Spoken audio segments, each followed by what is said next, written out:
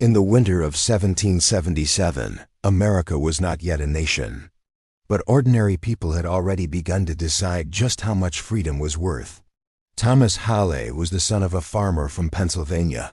He had a wife and a newborn child he had never held in his arms. Thomas grew up among wide-stretching fields and skies so vast that a man learned early to bow his head when he walked.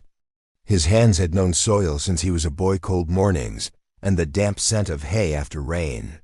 His life wasn't measured by clocks, but by seasons, sowing, waiting, hoping. His father used to say that the land never answers to haste. It responds only to patience. What you plant today may not sprout for many seasons. And sometimes, even after a long wait, nothing grows. That isn't injustice, it's just the way life works. Thomas believed his own life would pass just like that. He had no grand ambitions. All he wanted was a piece of land wide enough, a home warm enough, and a family full enough to return to every evening. When he married Margaret Haley at the start of spring, everything seemed to fall into its rightful place. The apple trees in the yard were just beginning to bloom. The air softened. The future suddenly had shape. Margaret's voice was gentle, but her eyes were unwavering. She understood patience. She understood sacrifice. When she told Thomas she was carrying their child, he stood in silence for a long time, not out of confusion, but because something bigger than himself had just been placed into his hands. Fear and joy rushed into his chest at the same time, inseparable. From that day on, Thomas worked harder. He fixed the roof. He patched the fence. And in the quiet evenings, he built a small wooden cradle to place beside their bed. He smoothed every corner, running his fingertips over the grain as if inspecting a promise. He believed that if he was careful enough, thoughtful enough, the world might treat his child with kindness. Those nights, Thomas often lingered by the empty cradle. He imagined a tiny hand curling around his finger. He wondered if his son, if it was a son, would look more like him or like Margaret. He didn't know what kind of father he would be, but he knew one thing: he would never leave. But then the whispers began to spread through town. Not through drums or speeches, but through worried glances, hushed conversations, newspapers folded too quickly.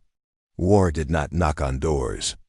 It slipped into every home, every family, every meal that cooled, untouched on the table. Thomas sensed the change even before it was spoken aloud. The air grew heavier. Men lingered longer at their doorsteps each morning. Fathers looked at their sons as if memorizing something they feared they might lose. Thomas began to understand there are seasons you cannot avoid. He stood inside their small room, eyes on the cradle beside the bed, pale wood catching the first light of dawn. Margaret still slept. Her breathing was steady, one hand resting on her belly as if guarding the most precious thing they owned. Thomas didn't move. He had never imagined that life could change direction this quickly, that a man who wanted nothing but quiet could be forced to confront such immense questions. But the truth was clear even if no one said it aloud. Some choices don't wait for us to be ready. Some moments allow no delay. History does not wait for cradles to be filled. When war reached their town, it arrived quietly. No speeches, no drums. It didn't come with gunfire, but with a change in people's eyes. Conversations that once lingered by the market stalls now ended sooner than usual. Handshakes grew tighter, as if everyone feared it might be the last. Newspapers were folded carefully and put away, not for lack of news, but because no one was ready to read all of it. War didn't need to be named, it made itself understood. Thomas realized it when the fathers in town began looking at their sons longer, saying nothing, offering no advice, just looking, trying to memorize every line of their faces. Those looks held no pride, and not quite fear, only a quiet acceptance that some things were beyond what any man wished for. Every morning Thomas walked through the market, feeling the air grow heavier, like the sky before a storm. People spoke less, but every word carried weight. On the morning Thomas left, frost covered the fields like a warning. Grass stiffened beneath a thin coat of ice. The dirt road in front of the house lay silent, no footsteps, no wagon wheels, only the breath of a freezing dawn. Margaret stood in the doorway, one hand on her belly, the other gripping the worn wooden frame. She did not cry. She did not plead. But her eyes held everything unsaid. Evenings they would not share, years they would not yet live, and a child soon to be born into a world already shifting. Thomas stood before her for a long time. He wanted to speak anything, but words felt suddenly useless. No promise was strong enough, no comfort honest enough. His father stepped out behind him, coat old, boots dusted with frost. He did not hug Thomas. He did not wish him luck.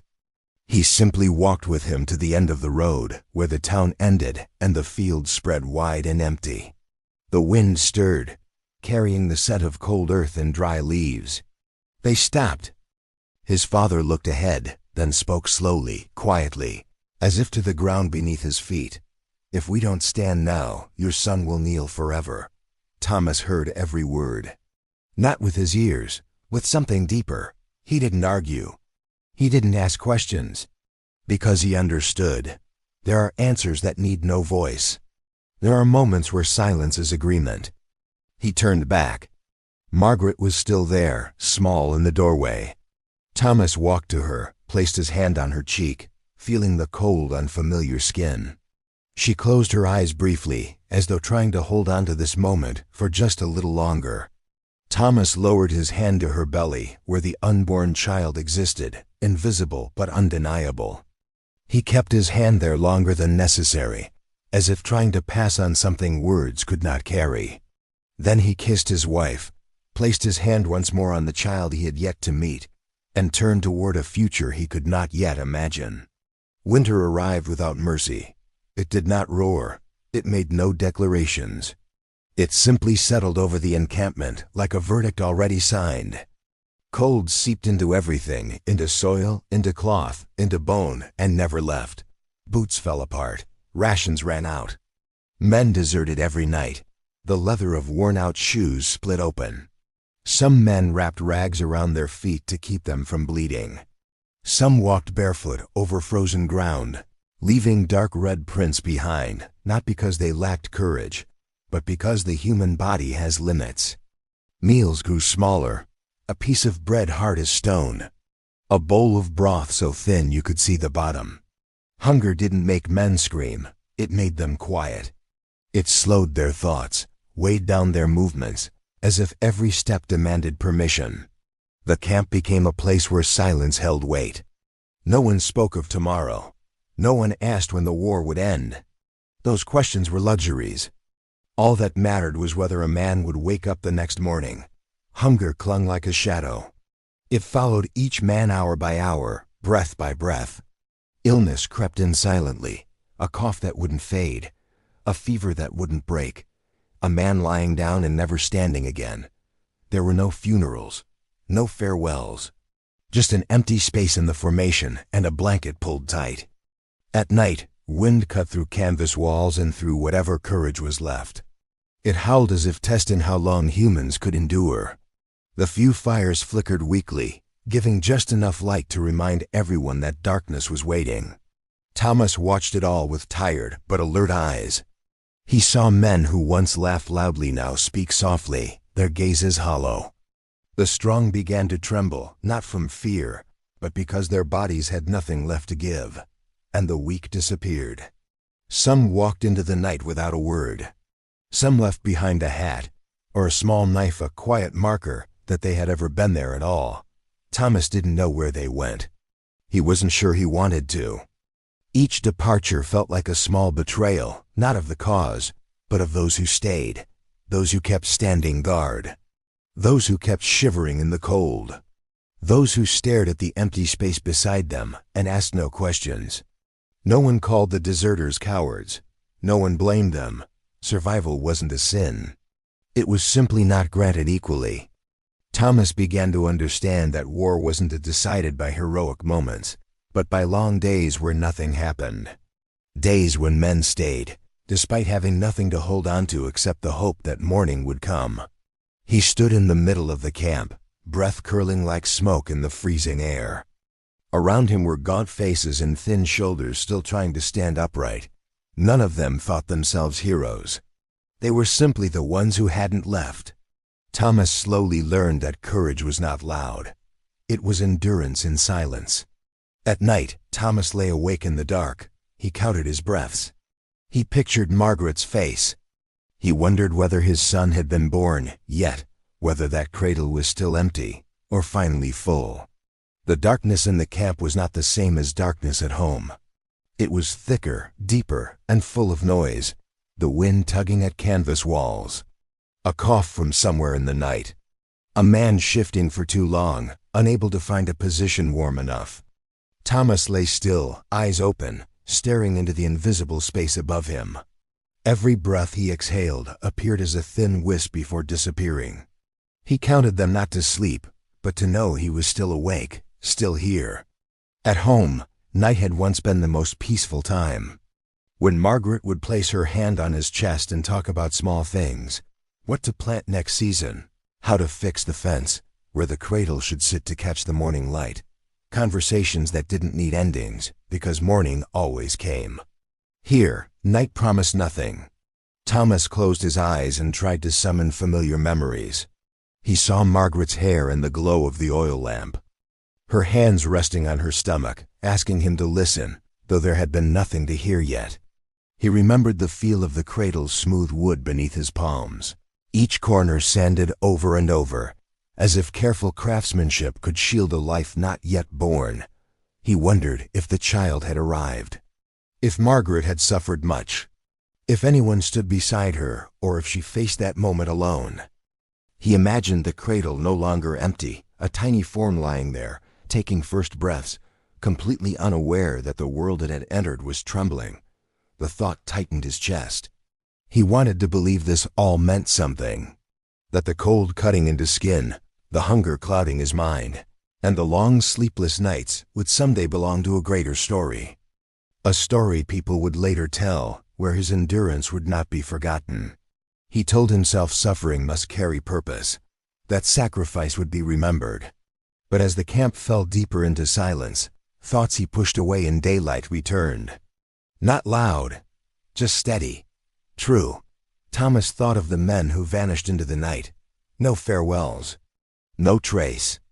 He thought of the men who lay down and never rose again, carried away before dawn, leaving a gap no one mentioned after a few days. War went on. The camp went on. The world went on. No one paused to ask their names. Thomas realized history wasn't built on grand moments, but on countless layers of silence. That someday, when this was over, no one might remember the nights he didn't sleep, the breaths he counted, the worries that gnawed at him. The thought made him colder than the wind. He opened his eyes to the darkness, and for the first time, he didn't try to chase the fear away. He let it sit beside him, real and undeniable. Because deep down, he feared one truth more than death, that the world might continue turning, and no one would ever know his name. And then, one evening, Thomas wrote a letter, not because he believed he would die tomorrow, but because he understood that some things cannot wait for tomorrow to be said. The oil lamp in the barracks burned weakly, its light flickering like the tired breaths of the soldiers around him. Thomas leaned back against an old wooden crate, setting the paper on his knee. His hands were stiff from the cold, rough fingers trembling slightly as he held the pen. He stared at the blank page for a long time. War had taught him endurance, but it had never taught him how to begin. Some things, once written, become too real, and Thomas wasn't sure he was ready to face all of it. Finally, he put pen to paper. He did not write about battles or glory. He did not write about freezing nights or the men who vanished into darkness. He knew if he wrote those things, the letter would become a burden, not something to hold on to. He wrote about the fields in spring. He remembered the damp soil after the first rain, the way the morning sun touched the rows of trees as if waking them gently. He wrote about the smell of fresh grass, the sound of early birds, the days when time moved slowly enough to believe nothing would ever change. He wrote about Margaret, About her hands more familiar with waiting than clinging. He remembered how she rested them on his whenever words became unnecessary. He wrote that if she ever felt weak, she must remember, there was once a man who believed in her strength, more than she ever did. About hands holding hands. He wrote that sometimes, people do not need to understand the world, just a hand beside them, so they do not lose their way. He hoped that no matter how far life carried them, that invisible thread would remain stronger than distance and time. Then he wrote about their son. He did not know the boy's face, did not know if his first cry was loud or faint. But he knew what he wished for him, not wealth, not fame, but the right to stand tall, to speak what he believed, to live without bowing to fear. He wrote that if someday their child asked about his father, Margaret should tell him Thomas was no hero. He was simply an ordinary man trying to do what he believed was right, at a time when doing the right thing was anything but easy. He wrote of a son who would grow up in a nation still struggling to be born. When the final line was done, Thomas set the pen down. He read the letter once, then folded it carefully, as if folding a piece of himself. Each crease slow, deliberate, leaving nothing undone. He slipped the letter into his coat, close to his heart. There, it was no longer ink and paper. It was the fields, the home, the things he could not carry with him in any other way. It was proof that even in war, he was still human, still capable of love, of longing, of hope. Thomas leaned back into the darkness and closed his eyes. Outside, the wind still blew, and the camp still breathed with the weary sounds of life enduring. But in that moment, he felt more at peace than he had in many nights. It was not a farewell. It was a promise. Thomas Hawley was never remembered by history, but the choice he made was a choice that helped build America,